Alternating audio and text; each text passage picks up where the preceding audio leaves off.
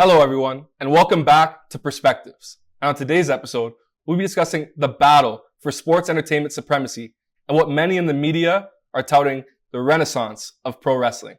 And for this, I brought none other than my friend and WWE influencer and creator, Shades Daily. My man, how you doing today? I'm good, man. Thanks for having me. It's good. It's a pleasure to have you, man. And before we sort of just get into the topics at hand, how about you just sort of tell us and like the audience how you sort of got into content creation and sort of what your story is? Yeah, man. Honestly, it kind of just started for me in the middle of the pandemic, and I'd been posting some wrestling video edits and stuff like that, practicing some stuff. Yeah. After a while, I honestly kind of decided I wanted to share, what I thought about wrestling as a whole and kind of create a personality out of it. And for the last year and a half, it's been a really cool journey. It's been something that I love very much. So it's been good, man. It's been fun. Bro, it's always good to sort of get your opinion out there because you hear like there's obviously so many podcasts we were talking before, so many things that you can watch. You sort of want to have your unique perspective on that, and it's good that having you here. But today I wanted to sort of bring you on because, as I said in the intro, we're sort of in a renaissance period right now. Exactly. And wrestling, it may be the hottest that it's been in the last at least 10 years for sure, but possibly 20 in terms of the competition. And the competition is presenting itself in the form of AEW, All Elite Wrestling. So what do you think is the significance of the competition that it is bringing to WWE AEW? I think that WWE having competition is actually just making WWE better. And if you go back 20 years, right, during the Attitude Era in the 90s, WWE had the biggest form of competition in WCW. And someone like Vince McMahon thrived off of that. And even though there's been other companies such as TNA like throughout history, there just wasn't another rival that was able to take down the machine of WWE. And I think when AEW started back in 2018, 2019, it was the first real wow. Yeah. This is the first company in a while that we can see rival this company. And so I think especially having former WWE stars go to AEW has been a huge thing. CM Punk, Chris Jericho, just to name a few, right? John Moxley, Dean Ambrose. So when you get the reliable talent and then you incorporate some new talent, MJF, Orange Cassidy, people like that, it's created some really great pro wrestling matches, some of the best I think we've seen in years. But I also think it's forced WWE to step up. It's forced them to say, all right, now we got to incorporate this thing called the bloodline. Yeah. And that's how we're going to make sure to, keep people invested. So, I think it's actually been good for both sides. It's created a new wrestling company. It's been good for the fans. And in terms of like the competition wise, as you were saying, Vince McMahon, he was sort of like the big overpowering figure for WWE. You sort of look at WWE and you think Vince McMahon, maybe now a bit Triple H for some people.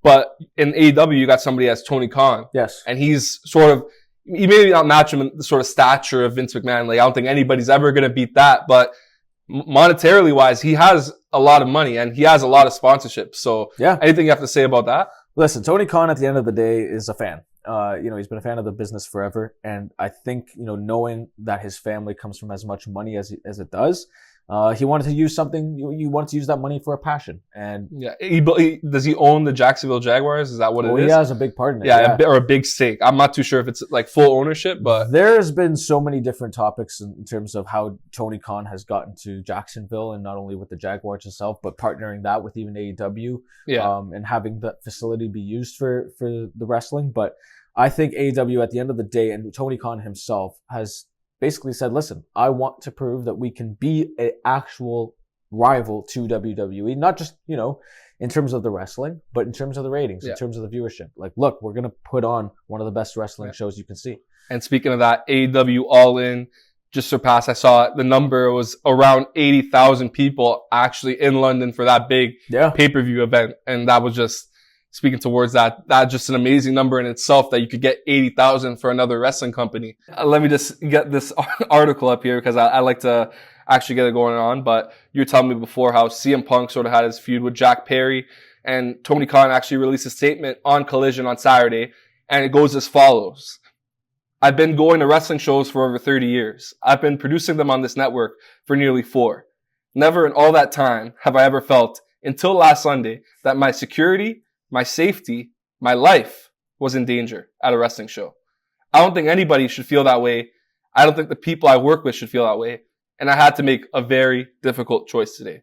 So sounds like that's pretty serious. What are your whole thoughts on the situation? Now, listen, I don't know if Tony Khan's life was necessarily in danger. I know there's some actual video footage about what happened backstage between CM Punk and Jack. So what was it sort of like, if you just want to describe to the audience, what sort of went down? Yeah, like, so most wrestling shows have a pre-show.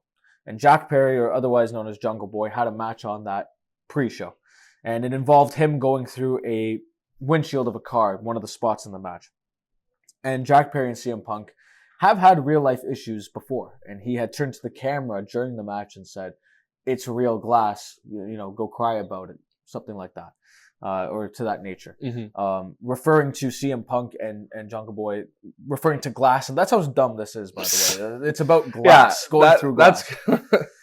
So he was just, making a statement saying that, like, you don't think I can work? Well, this is what I'm doing. I mean, that's something not out of the ordinary that you don't see in the business. But yeah, like, to get to the firing perspective of this, like, there was a big sort of gap there. And I think, is it stemming from sort of Punk's history? It is. I think if this was a first-time occurrence for CM Punk, there would have not, maybe a suspension.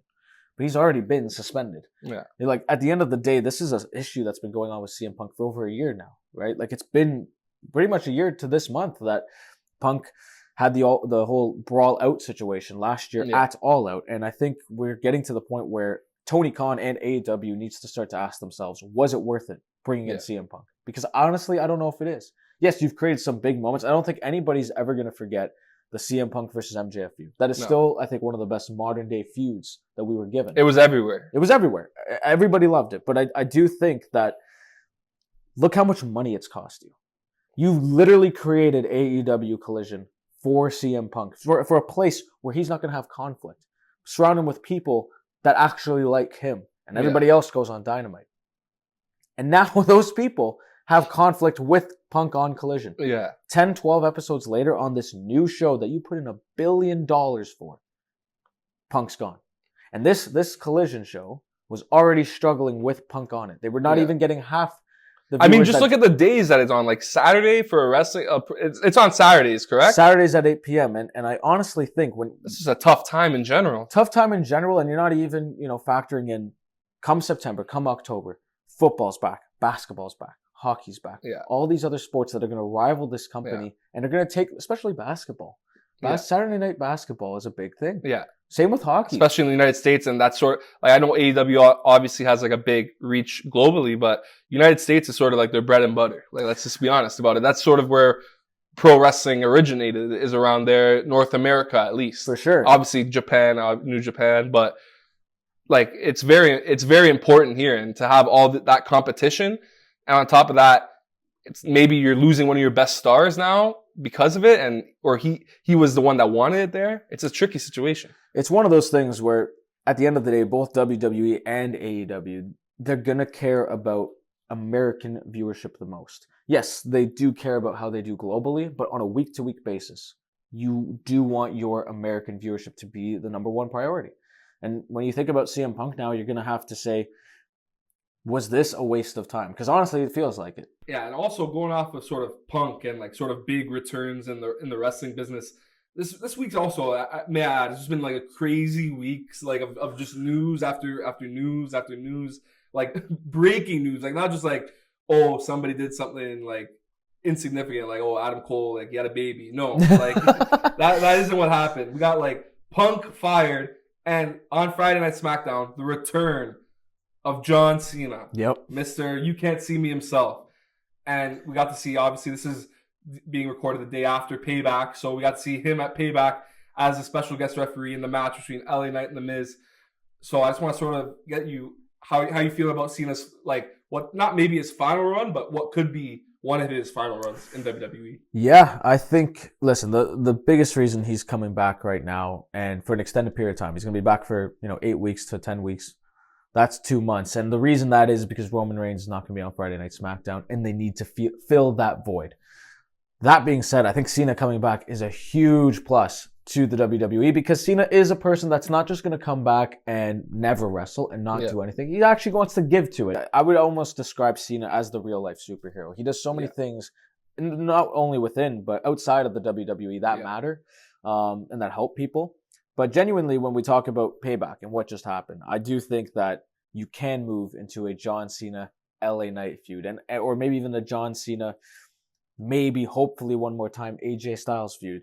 And I think that Cena wants to give back. I think he's not just here to have one match. I think he's going to have multiple. I think he's going to work the house shows. That's why he's doing this referee. Like, the special guest referee thing was a shock to me because I was like, he doesn't need to do that. And they didn't really bring that up until sort of the night of, right? Like, that's when they sort of just put it on us. He's the host. And it added to the match if you really look at like the quality of the match, because whenever you have a special guest referee, you need them to sort of like know the ring. Like the best special guest referee in my mind is like Shawn Michaels, WrestleMania 28.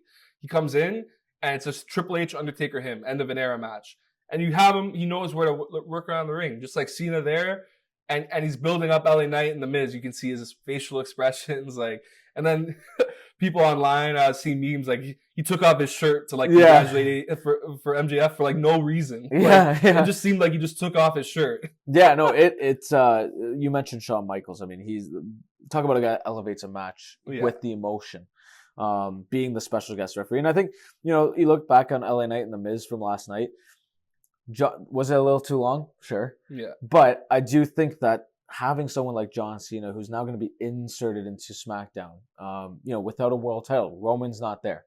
There's no world title. So you need John Cena to be in the main event without a title, which is fine. I just hope they're going to have the legs to do good feuds with it, have good matches with him.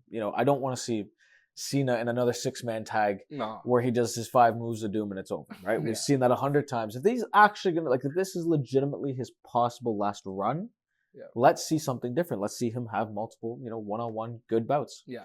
Also here, there's an article here on Yahoo, sort of, when he was talking to that girl, I forget her name. I'm really sorry, but he was having a sort of interview after SmackDown, and he was saying, like, when he's going to retire, and he said, I said that out in the ring, the last one's not tonight, but I know it's soon. Yeah. So, it's sort of coming, but he says also soon, but not too soon. Yeah. So when you're thinking about soon, but not too soon, you start to think of maybe what could be that final match. And what would you, as obviously, I think we're all Cena fans, as a John Cena fan, what would you want it to be his last match? I think, firstly, I do think John Cena is going to run it through the Garden in terms of he's going to do Survivor Series. He's going to do the Royal Rumble. To me, the last match has to be at WrestleMania. I cannot imagine John Cena. This WrestleMania, you think that I think it's possible. You think it's possible? I think it's definitely possible for WrestleMania 40 to be the destination for that. Yeah. If they want to prolong that to the next Mania, that's fine. But 40 is a good one because it's the big one. Yeah. Right? 40 years of WrestleMania. Like at the end of the day, I think John Cena. To me, it only makes sense that the end of that story is at Mania. Who it comes down to. Man, a long time ago, I would have said Finn Balor. But Finn Balor's like 43 now. We don't need that anymore. And I like the whole Judgment Day stuff. I wouldn't even personally want it. Yeah, like he's already wrapped up in that. You don't need to explore that. I do think though, if you're gonna go down that avenue, I think we were talking before the show. Cody Rhodes is a decent option to look at. I do think Cody Rhodes could be good because sort of looking for somebody to carry the company forward. Obviously, Roman's he's already Roman, but Cody could be that guy if he makes that match. Is it maybe even too soon for an MJF to? His contract's done, right? Like he's tied up. It can't be MJF Cena. I don't think it will be MJF Cena because my personal belief is that MJF is going to be sticking with AEW. Yeah. But I do think listen, you can explore so many different. What I don't want to see is John Cena versus Randy Orton, John Cena versus Edge, John Cena versus Kane for whatever reason. Yeah. I don't want to see that for the 78th time because I had to watch that on SmackDown throughout 2009. Yeah. Forever. And it's not like it's going to be like substantially better than that match was anyway. It'll be a 6-minute match. Yeah, because I always see like those big theories of like Cena versus Orton for the 16th or the 17th championship. And it just feels like wrong. Like you never seen when Hogan and The Rock came back in Toronto for WrestleMania. It wasn't for the belt. Like a guy like Cena, he doesn't need the belt. It's not. His legacy is already confirmed. Yeah, no, absolutely. You don't need to have a belt attached to John Cena. To honestly give you a final answer to your question, this is very just a selfish answer of me, but I want to see John Cena versus a heel Drew McIntyre. Because Drew McIntyre is a guy that carried Monday Night Raw throughout the pandemic with that title, and he never really got to have that main event push in front of fans. Yeah. it is time to turn Drew heel. He needs something. Yeah. Him knocking off Cena and going on maybe another monster run is something I'd be very interested I think, McIntyre is one of those underrated guys that, like, I think WWE is holding him off for, like, the right moments, you know, for the right time to really push him. Yeah. But he is an amazing worker. And super. Sort of like you saw, like, McIntyre's whole thing was when he was sort of like the chosen one. Yep. You know what I mean? And it's a good, like, juxtaposition to Cena.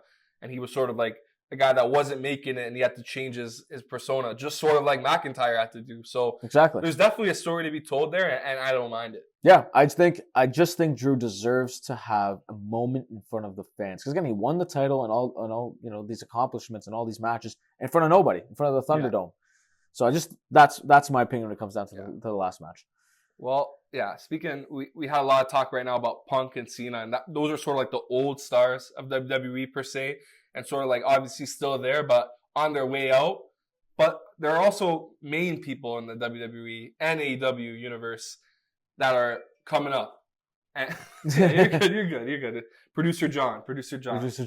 But yeah, obviously there's main people in there, and if you're talking about who's sort of the main guy and who needs to be acknowledged in WWE, that's Roman Reigns. Of course. And then in AEW, it's hard not to say, as we discussed, MJF. Yes. So when you look at both Roman Bloodline and then MJF and his whole feud right now, not feud, but like his partnership with Adam Cole, who do you think is doing the better job character development wise and storytelling for both these guys? And do you like the AEW model better for storytelling, or more of the WWE model, or is it more of a mixture? I will go on to say that I do think at least over the last year, maybe even year and a half, WWE has really locked it down when it came to storytelling, especially with the Bloodline stuff. You know, you look back, especially around the Royal Rumble 2023. I think that was definitely the peak of it. The peak of it, absolutely. When Sami Zayn turned, unbelievable storytelling. Some of the best storytelling we've seen in the company in years.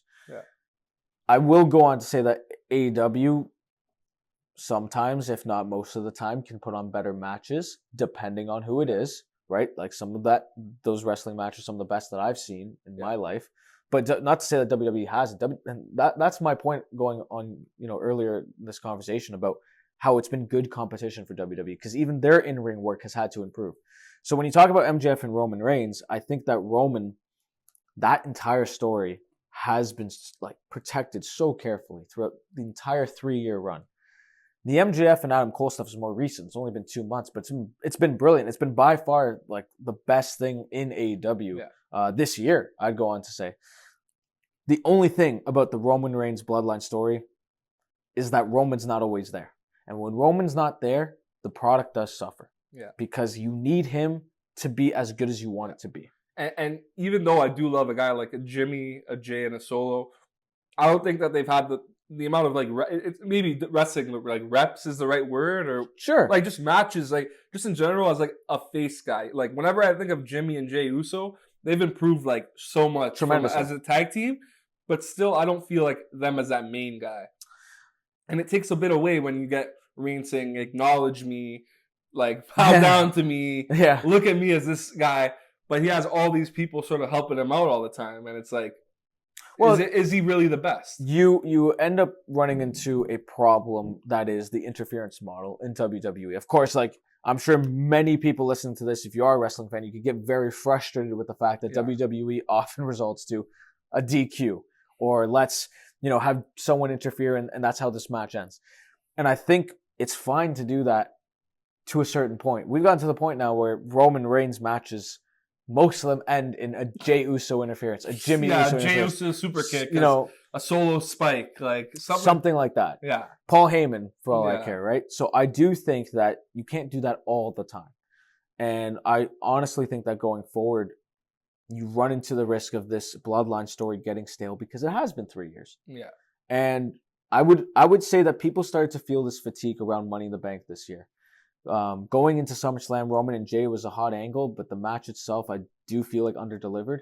And Roman won again, and it was the same match format that we've seen every single time. And now you're left with questioning, like, what really is next for Roman in the bloodline? Because if it wasn't Cody, and it wasn't Jay, and it wasn't Sammy, then who is it? Why are we waiting so long? And if it is somebody, is it a clean pin at this point? You know what I mean? Yeah. Like, is this just going to be sort of like a whatever, like sort of like somebody helps him out, like you gotta think after all this reign, like he's going, like if he makes it to WrestleMania 40 and he surpasses, he's gonna pass Hulk Hogan's record for longest consecutive reign in WWE history.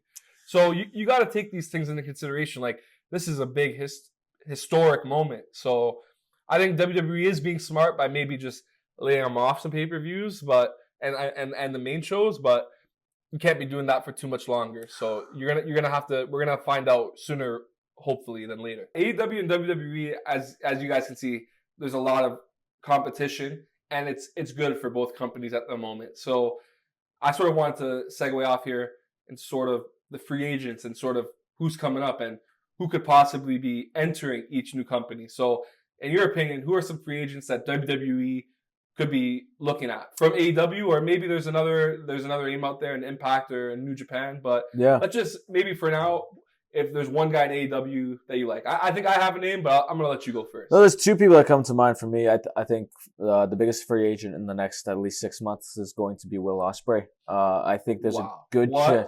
Now, if you guys don't know who Will Ospreay is, I think like you just stop, pause the video, go back, and watch some of this guy's matches. Look up his name.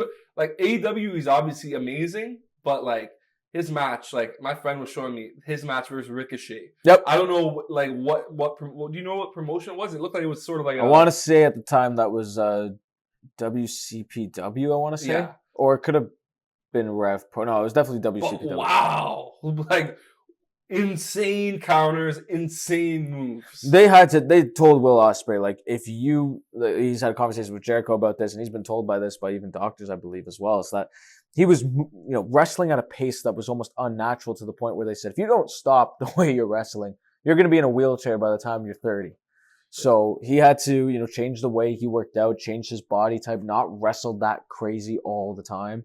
Yeah. But no, genuinely, I would probably go on the record to say that right now, Will Ospreay is a top 5 wrestler in the world. I think you can make the case that he's the best pure wrestler. Obviously, you have Kenny Omega, AJ Styles. Like, these are good in-ring guys, but watching his match with Jericho at All In, fantastic match. Like, I watched the TikTok highlights. I wasn't as impressed, but then I went back, and you can really see that he's technical. And Jericho, he's gotten into a bit of better shape, so I couldn't even blame him there. It was real good. And working with a guy like Jericho too, it's just like that's like as good as an audition as you need for WWE. Like, he's working with a guy like Jericho. Imagine you put him in there with a guy like Cody Rhodes. It could be unbelievable. Like it could be an unbelievable match. I think if you have Will Ospreay, first of all, credit to Jericho for being able to do what he did too. Yeah. He looked great in that match. But Will Ospreay, I do think, if I had to make a prediction, is probably going to sign with AEW just because I think it's going to suit his style of wrestling more. However, the prospect of him signing in WWE is very intriguing. Like, think about Seth Rollins. Think about Cody Rhodes, like you said. And his promo ability is not as bad as, like, I'm not like the biggest fan of it, but I can see how he's definitely improved. Says bruv a lot. Yeah, it's the biggest match of my life, bro. But I would say the other, to answer your question, the other name is MJF. Yeah. Listen, that contract expires beginning of January 2024. And some people do believe that he is going to jump the ship to WWE, but I don't think so. It doesn't make sense. And the reason I say that is because he's 27 right now. When he signs this deal with AEW, it'll probably be for another 3 to 4 years, 7 figures. MJF has said that publicly. I'm not signing a contract that's not 7 figures. And that doesn't mean like $1 million. Like, I think he's looking for like upwards of maybe. He's probably going to get 2. 2, maybe even 3. Like, for what he's saying, and he has that ability to bargain, because you take MJF out of AEW, you just lost a guy like Punk. It's your biggest star right now. Like, AEW definitely has to, if not like get some new free agents himself, but look into sort of what that plan is and what they're going to be doing with MJF. So he's not tempted to go to WWE. Well, that's the thing. You have to almost put it into the perspective of the highest paid wrestler right now in AEW is Moxley. He's getting $6 million. It's fair. Right? Fair. That was he does wonders for that company. Yeah. He's what a worker. Kenny Omega's making 3. I think MJF is probably going to be looking for some Kenny Omega money. Yeah. And if not 4 to maybe even like more than that. I think he might literally want to be the second highest paid wrestler in the company. And I think he's not going to sign a whole like 8-year deal. It's going to be something like 3 or 4 years, because then he'll be 30, 31. He'll already have made $3-4 million per year working in AEW. Then he could say to WWE, hey, I'm 30-31. I'm still in my friggin' prime. I can go. I want to main event WrestleMania. This is what I was getting paid in AEW. So if he leaves now, WWE's probably going to give him like $2 million. But if he stays with AEW, continues to build his name, continue to do everything that MJF does now, then goes to WWE. Now he's a mega star. Yeah. Now he could probably get, like in WWE, he could probably get $5 million, $6 million. And less time probably wrestling, because his promo ability alone could probably just take him to a pay-per-view. And people really like what this guy says. Like, I'm not going to lie, at the beginning, wasn't like the biggest fan of MJF.